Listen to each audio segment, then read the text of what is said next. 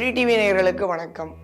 இன்றைய தினம் சுதினம், குரோதி வருஷம், தட்சிணாயனம், கிரீஷ்ம ரித்து, ஆடி மாதம் 28ஆம் தேதி 13 ஆகஸ்ட் 2024 செவ்வாய்க்கிழமை, அஷ்டமி திதி.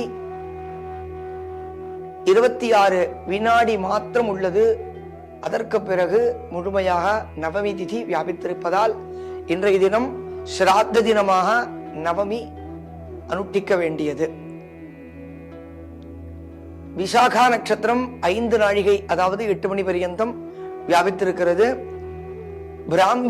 பிராம்மா என்ற யோகமானது 22 நாழிகையும், பவா என்ற கரணம் 26 வினாடிகை மாத்திரம் உள்ளதால் அதற்கு பிறகு கரஜா என்ற கரணம் வியாபித்திருக்கிறது.